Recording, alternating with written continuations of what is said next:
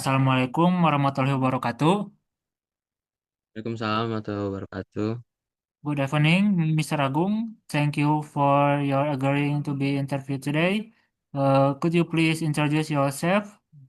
Selamat malam, Mr. Agung. Terima kasih sudah untuk bersedia diwawancarai hari ini. Bisa tolong perkenalkan diri Anda terlebih dahulu?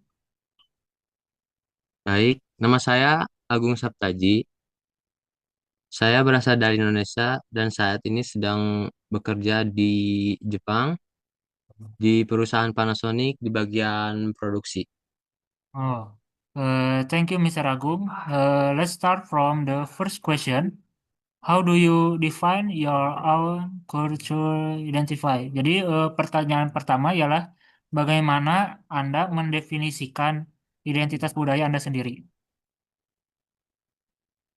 Baik, eh, identitas budaya adalah bagian dari siapa saya. Saya tumbuh besar dari nilai-nilai kekeluargaan, gotong royong, dan sopan santun yang kuat di Indonesia. Makanan, bahasa, dan adat istiadat juga menjadi bagian penting dari identitas saya. Okay. When you live in Japan, did you feel that your culture identify change? Jadi saat Anda tinggal di Jepang, apakah Anda merasa identitas budaya Anda berubah? Tidak sepenuhnya berubah, tapi saya menjadi lebih sadar dan menghargai budaya saya sendiri. Tinggal di negara lain justru membuat saya lebih menghargai hal-hal kecil dari budaya Indonesia yang sebelumnya saya anggap biasa. Okay. Have you ever experienced stereotypes while living in Japan? Jadi, apakah Anda pernah mengalami stereotip saat tinggal di Jepang? Pernah, beberapa orang Jepang mengira saya berasal dari negara yang kurang berkembang, atau menganggap semua orang Asia Tenggara tidak bisa berbahasa Inggris. Padahal banyak dari kita yang yang berpendidikan dan memiliki kemampuan bahasa yang baik. Tapi saya tidak terlalu tersinggung. Saya anggap itu sebagai kekurangan pemahaman saja. Hmm. Okay. How did you respond to such stereotypes? Jadi, bagaimana Anda menanggapi stereotip seperti itu? Saya berusaha menjelaskan dengan sopan dan memberikan contoh bahwa stereotip itu tidak selalu benar. Saya juga mencoba menunjukkan lewat sikap dan kerja saya bahwa kita semua punya kemampuan dan latar belakang yang berbeda-beda. Hmm. Okay.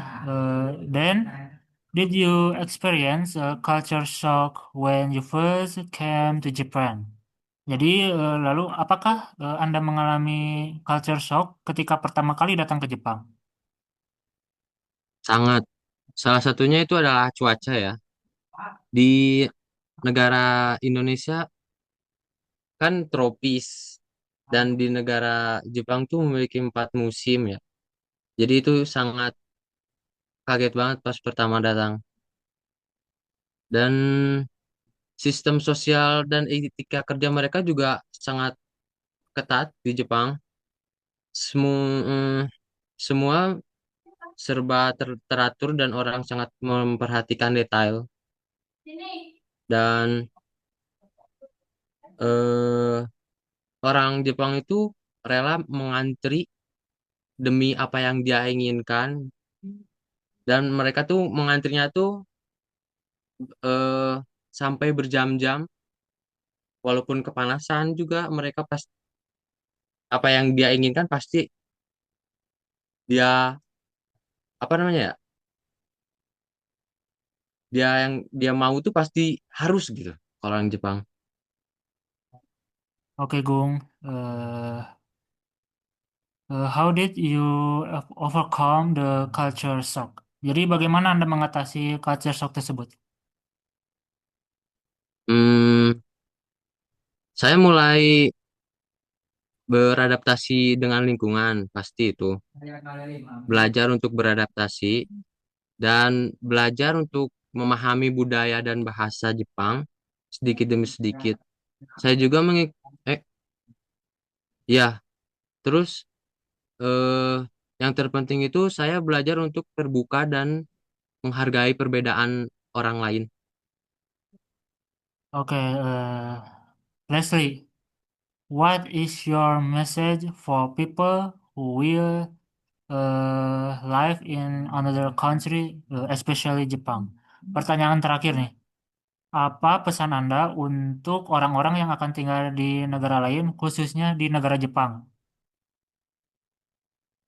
Hmm, kita jangan takut berbeda aja sih, bahwa identitas budaya kalian dengan apa? Bawa identitas budaya kalian itu dengan bangga dan juga tetap terbuka untuk belajar dari budaya baru. Culture shock itu wajar, tapi dengan sikap positif semuanya bisa diatasi. Uh, uh, Thank you very much, Mr. Agung, for your time and very inspiring story. Jadi terima kasih banyak, Mr. Agung, atas waktunya dan ceritanya yang sangat inspiratif. Wassalamualaikum warahmatullahi wabarakatuh. Waalaikumsalam warahmatullahi wabarakatuh.